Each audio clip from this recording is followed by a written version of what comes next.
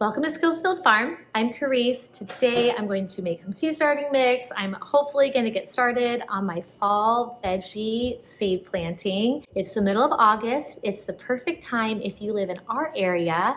We're in Northern California, Zone 9B, to start your fall seeds inside if you're going to grow a fall winter garden from seed. Now, we don't grow fall gardens the traditional way, a lot of people do. There's some areas of the country or different parts of the world that will grow a fall garden that specifically is bearing fruit in the fall. For us, our warm weather crops like tomatoes, eggplant, green beans, cucumbers, melons, squashes, pumpkins, all of that kind of stuff, peppers, they do really well all the way through the fall. We will actually start planting things out in the fall. That's more of, let's say, a cooler weather garden for things like brassicas. Brassicas are broccoli, cauliflower, kale, cabbage. We'll plant lettuce.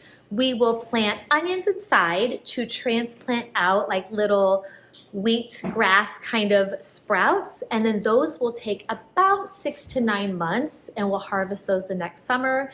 Similar with garlic, we will plant out garlic cloves to grow into garlic heads. That takes approximately 6 to 9 months to grow as well, but we'll plant all of that in the fall to harvest later. Root veggies also are great to direct sow in the fall around here. That would be beets, carrots, radishes, turnips. We also will do maybe another planting of potatoes. It's another thing we like to grow. I'm trying to think of all the things that we like to include in our, what I like to call our cool weather garden, but just for familiarity's sake, I will reference as our fall garden or our winter garden. So we're gonna start today inside. I think I'm going to do this in stages. We'll see how it goes. But my seed starter mix, I make myself. I like to do a ratio of about 60% peat moss or coconut coir. I like peat moss, but coconut coir is a great substitute for that if you don't feel comfortable using peat moss. I like to do about 20% vermiculite, about 15% perlite, and then I do about 5% of like a worm castings. I have a bag that I get from Costco. I could do my own, I don't do my own. We do our own compost, like traditional compost. We've always wanted to do like a worm compost, but we actually just time's sake haven't got around to doing it yet. But if you do your own, that would be a good thing to put about 5% in. So it's like a soilless seed starter. I don't do bag soil. I do this in substitute of buying like seed starter bags at big box stores and nurseries. This is a much more economical way to do seed starter mix when you're doing a lot of seeds or you're doing year-round gardening like we do. I buy the really huge bags that you see, and it's almost like, you know how you buy bulk at like Azure Standard or Costco. You get a better price per pound or per unit than buying the pre-mixed little bags. They did the mixing for you, but it's a lot more expensive per unit. So this is just one way we make gardening more affordable. And we're going to mix this up, and then I will have to look at my seeds, look at my inventory, see what I have, what I need to order, and get started. It is a very busy time of year. We started school today, we homeschool, and it's like a lot to get started in the middle of August. I would prefer probably after Labor Day, like how when I was a little kid, but it's all right, because if we start now, we usually choose to get done early May, so I have all of that wonderful weather in the spring to enjoy and be schoolless. So this is kind of like our science project today with my younger kids, so that we get, you know, check off that we did school, but we also check off that we're starting the fall seeds, which I like to combine and multitask anything I can, all the time. With this many people in our family, 9 people, we're always trying to combine what we can do. Okay, so I have like a handkerchief so that there's kind of dusty parts. The peat moss, the perlite especially gets dusty, makes me start coughing. I might do that while I'm doing it so I don't breathe it in. You can use like more exact measurements. I just use anything. I'm doing it as parts. So if I kind of do it as a ratio, I would have 6 parts of the peat moss, and then I would have 2 parts of the vermiculite, 1.5 parts of the perlite, and half a part of the worm castings, and then that would be the ratio for the percentages I told you. And my girls are gonna help me, so we're just gonna kind of do this up, and then we're gonna put water in it, mix it, and let it sit for a while so that that peat moss that expands, it can absorb the water and get all nice and like great for starting seeds. Okay, 1, see how it kind of gets dusty? We're gonna do 6 of this. Let's maybe go ahead and do 12. We're gonna double our recipe, right? Just like if we're cooking. 2. So we have to put to 6. You both do 6. Both of you do 6.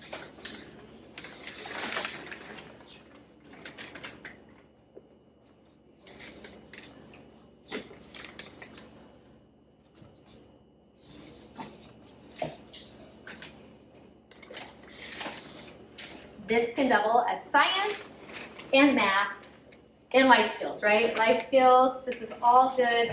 One great thing about homeschooling is that you can make learning very practical. Yes, we do a regular math curriculum, regular science curriculum, but this is stuff you're gonna use the rest of your life. So we learn it, and you don't always get opportunity in a traditional classroom to learn all these life skills and how you actually apply math and science.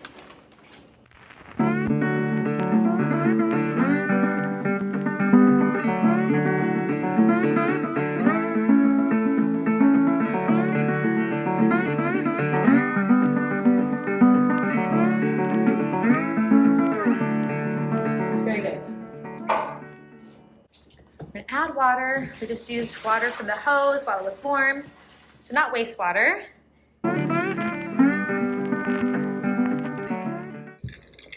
All right, it's the next day, and yesterday I took time to do the seed starter mix. I picked which seeds we are going to start. Got everything labeled. Used very basic masking tape. My little Sharpie was running low on ink, so hopefully I can still see this after spritzing things with water and dirt and how time goes. But we're gonna fill this and then we're gonna get started. All right, I've got these little tiny seed starter trays. These are the same ones that Charles Dowden uses. There's things I like about them, things I don't. I'd probably buy little bigger ones if I did it all over again. They are cool. They have a place where you're, like, at least my whole pinky can fit in for potting them up. But they also, you know, they don't quite fit in the tray. That's my biggest complaint of a review about them. So I'm gonna fill them with the seed starter mix. This got nice and evenly damp. It's not too saturated. It's more like a damp sponge. Got everything mixed really well. It sometimes takes some time for that peat moss to really absorb the water, and then I kind of broke up the little clumps because I don't want anything clumpy in my seed starter mix. I want those little tiny seeds to be able to come up as easy as possible without a lot of things to push through. All right, I'm gonna press it down a little bit. Now, the seeds for like kale, cabbage, all the brassicas. Honestly, even lettuce seeds, arugula, any of those kind of seeds are pretty small seeds.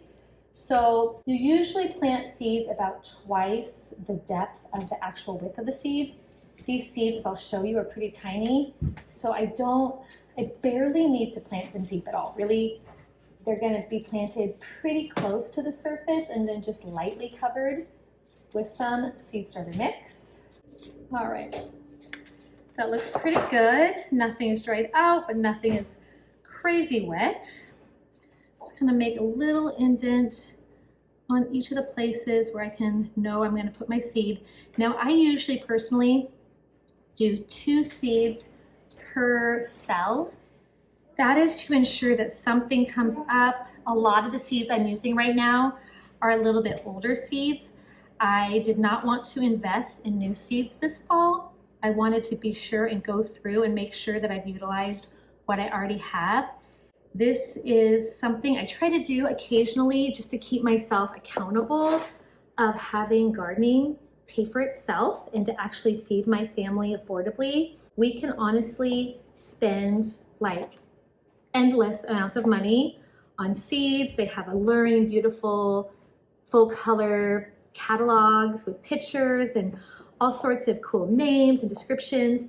But at the end of the day, if we're buying seeds and we're not actually using them, then we are wasting money and we are making growing food not affordable. And I have a whole video about ways to make growing food affordable. I don't even list this in that video. You can actually look at that video, link it below for other ways, but this is an additional way. Is every now and then I go and I make sure to do all of my older seeds. I've even looked purposely on some of the cabbage and stuff that are the very oldest I have. That way I can keep things newer and refreshed. And if for some reason something doesn't germinate, well, that's why I'm double sowing it. 50% germination rate, which would be like half of these seeds. If I sow 2 a cell, germinating is not the best germination rate, but it still feeds my family. And I'm not a seed company selling seeds. I am just a consumer and gardener, homesteader using the seeds to feed us. So any extras I always sell locally. I cannot ever plant everything that I start, but I can at least make sure that I get enough of the varieties and the types of vegetables that I want to grow by planting more than I'm intending to have space for. All right, let me show you. I've got quite a few of the broccolis I'm doing this year that I decided.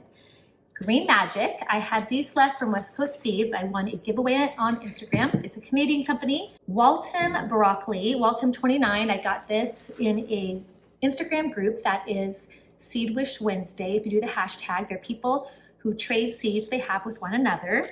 And then I have Baker's Creek Broccoli Rob. And I have one from Redwood Seeds. I feel like that's kind of a tongue twister for me right now, called Solstice Broccoli. I really like this one too. So I'm doing 4 varieties this year, and I am trying to decide how much room I actually realistically have. I do not always have good luck with broccoli in our area. It's so hit or miss for me. I feel like last year I started seeds so late. I'll link to that video to kind of show you my top 10 things I like to grow in the fall. And I also have a video about why I was starting seeds late, what I was doing. And this year I'm starting them more like on time for us. Some people around here even start early August. This is mid-August. But last year I started like more mid-September. So everything was a little behind. Once it was cool and things overwintered, then they kind of stall in growing. And so my plants were a little too small to actually do really well once it started to warm up in the spring.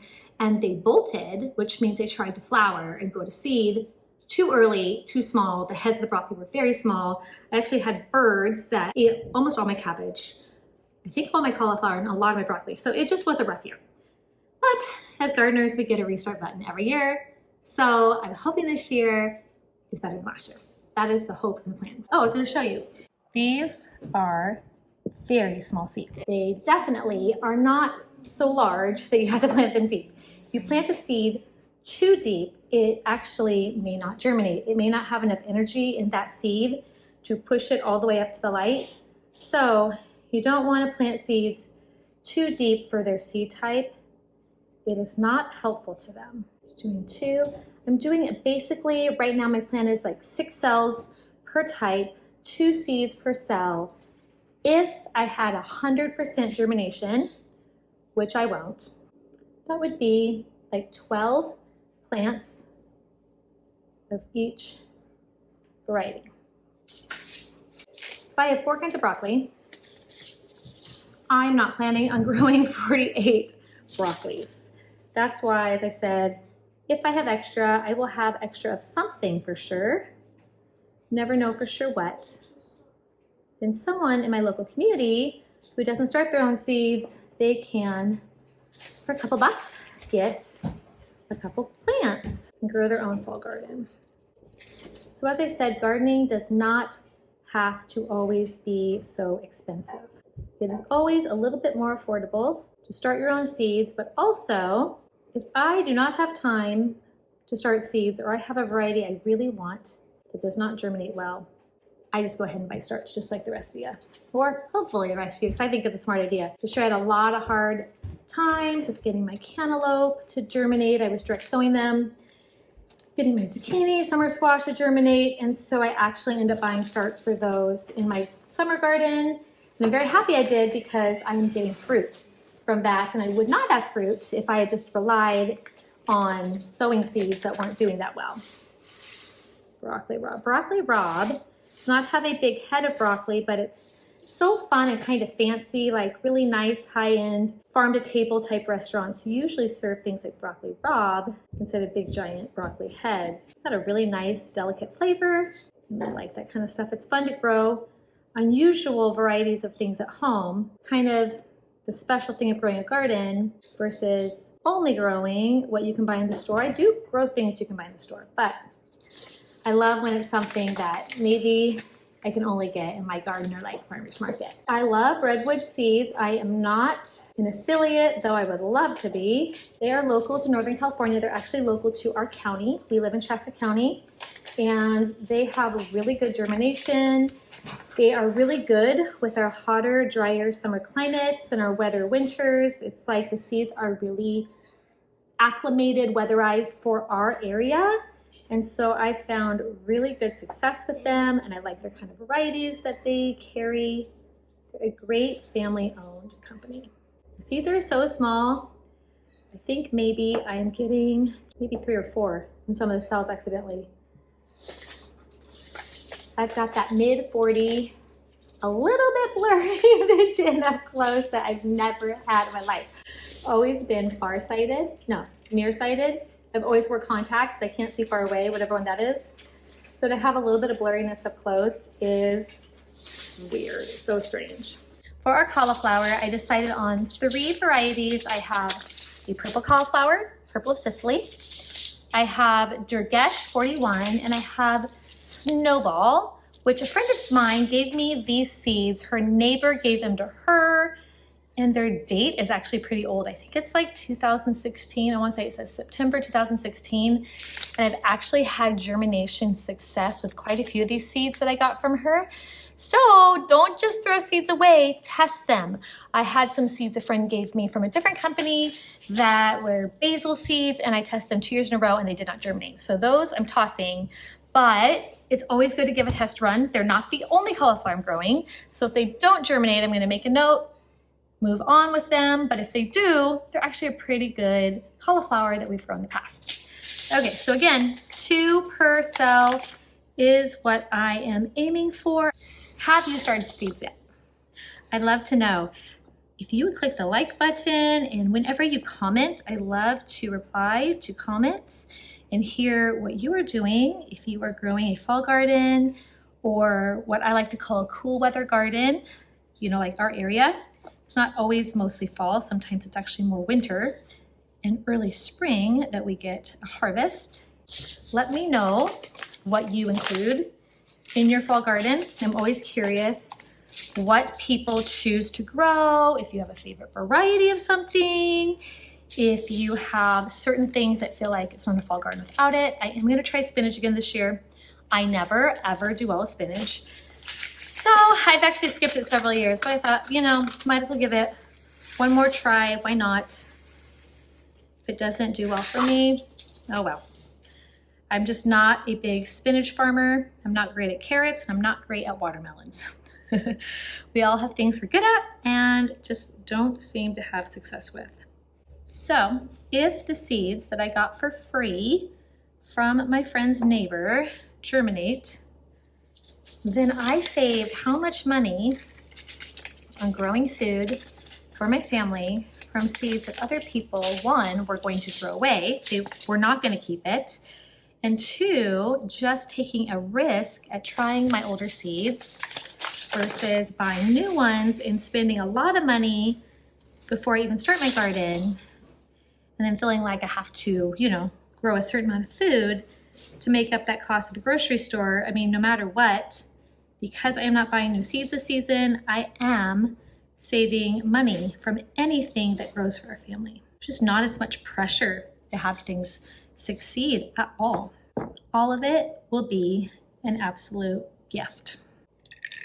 Okay, in this tray, the other things I'm going to grow are collards, kamatsuna, which I think is kind of like a spinach, and I'm hoping this does better for me than spinach, so I am going to try traditional spinach, and mitsuna, which is very fun to add to salads. It's very beautiful in the garden. It's frilly, and these 2 were free seed packets from Baker's Creek.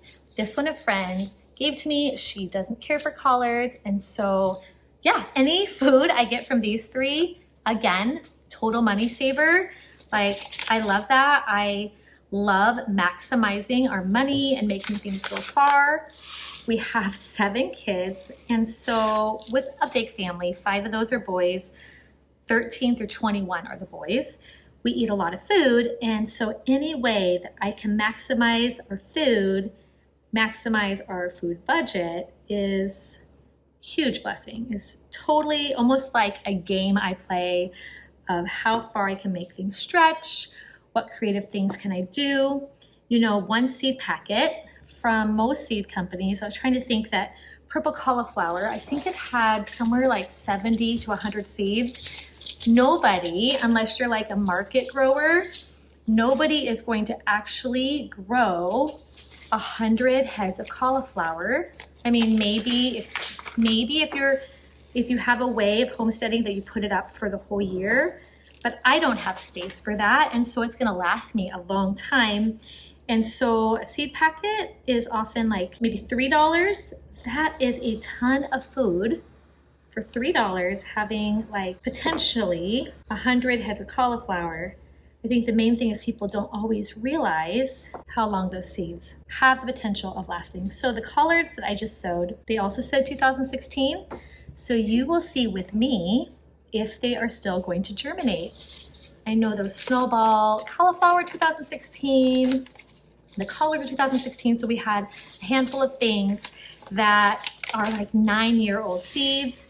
And I have a feeling at least some of them will, but we will find out on our experiment together, which is super cool. Okay, I'm just gonna lightly sprinkle seed starter mix on these, and then I will lightly press down to make sure everything, I don't even know if I'm getting it on the whole thing perfectly. Oh well, guys, my seed starting is a little imperfect, but we have been growing food for 16 years, flowers and herbs even longer. So somehow it ends up working out in an imperfect way. I also like to just lightly spritz in, even though this is already nice in the right dampness. It just kind of gets everything sealed in, and then I'm gonna put on a dough. Okay, nursery done.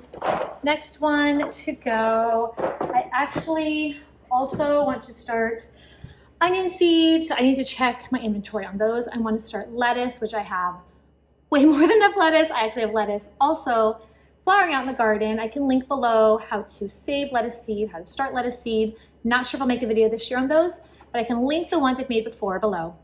And lettuce is a really economical thing to grow. I usually start it in like strawberry clamshells that you get from the grocery store that have like their own dome lid. And then same with lettuce, or that's lettuce. Same with onion seed. In fact, I think one of the videos shows how I start onions and lettuce. So, and it's really short. It's like 5 or 6 minutes. It's very, very simple. So I will link that, but that's gonna be another day.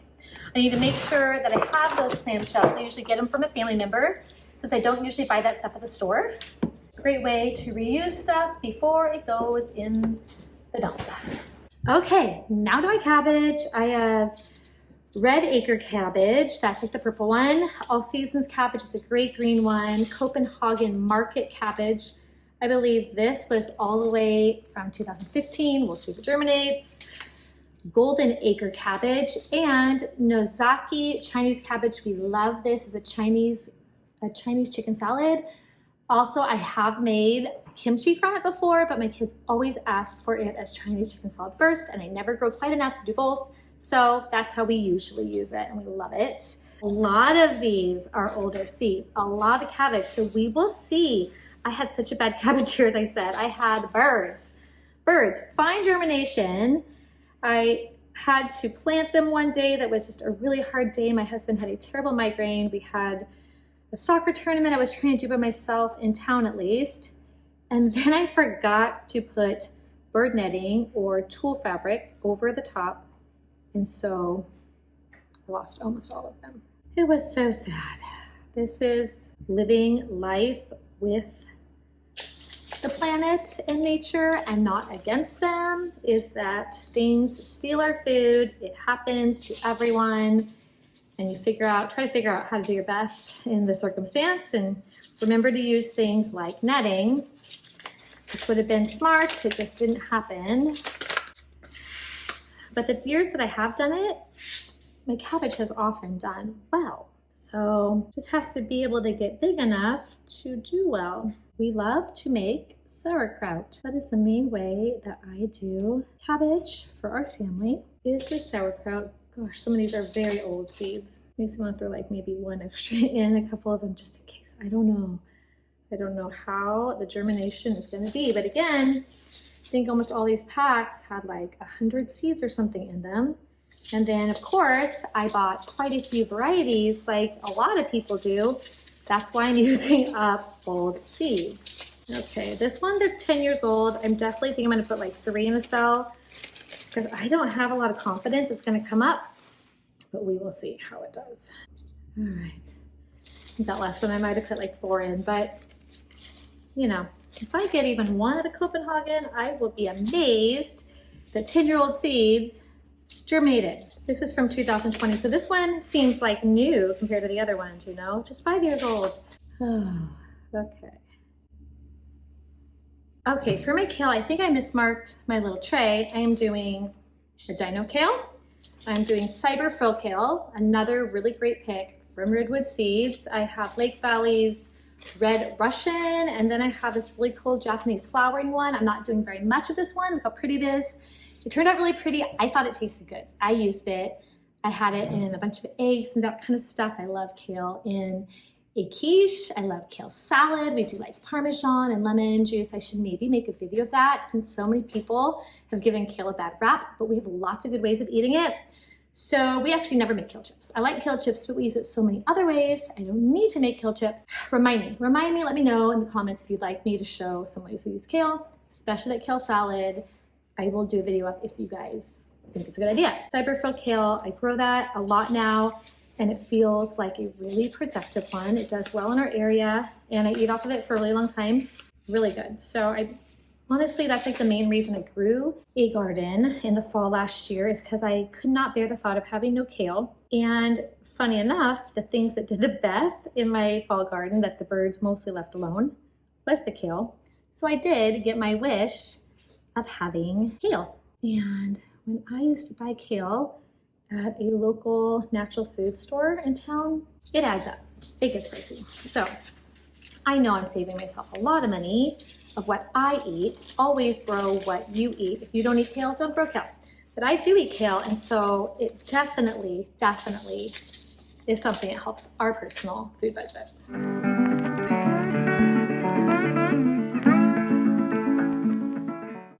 You know, starting a few extra of everything and selling things locally has been something that has helped our food budget, because if I'm gonna have to buy the ingredients for seed starter mix anyway, I'm gonna have to buy some sort of container. I use paper cups. I know I don't think they're the best to use. They kind of can tip over, and they don't always suck up water from the bottom quite as easily because they have a little lip, but they are affordable for me. They're easy for me to sell to other people. It has balanced the cost of my investments into food, whether it's like the soil I get, bag soil for cupping things up, or if I have to buy new seeds, or all the different things. If I have to use my lights or anything, it helps balance it. And so it makes me growing food for my family not cost as much for us to do. And then it helps other people be able to have more varieties they can pick from for growing in their garden. And I can tell them literally exactly what I used and how I grew all of the little starts that I do. Okay, people aren't always into the fancy varieties as much as me. So last year I did these flowering kale, and I don't think anyone bought them. I was the only one who grew them, but I actually ended up liking them. So I'm not starting as many. I'm figuring I will most likely be the one who keeps all of them. So 6 of those, if they all germinate, is plenty. Okay, the only 2 things I'm growing left, 3 things, is the spinach. As I said, I don't usually have a whole lot of success with spinach. I have tatsoi, which I really like, and I feel like I always plant it out a little late. They don't get quite as big, but I love it. And then the arugula, and arugula bolts pretty fast too. So I don't know if I should direct some of my arugula, but I'm gonna start them inside and just see. Because I really like arugula on pizza, I like it on pasta, I like it in sandwiches. If you can get it before it bolts, it's got a nice lemony flavor. And then yeah, I'm gonna be done with put my soil on top, spritz it, put my dome lids on, and then we will be at least that much closer to having our fall winter garden on its way. I will, as I said, do a second stage of planting of stuff for me that I don't know where all the things are for right now. When you start seeds, don't put pressure on yourself to have everything ready and have it perfect, or you're just not gonna do it. Go ahead and start with what you got. Realize you can do another day, do more as you go, and just add on. All right, last one for today, arugula. Oh my goodness, the seeds are so tiny. I feel like I'm probably gonna start too many. Oh my goodness, they're teeny. Almost like the little celery seeds. Celery seeds are almost invisible for me.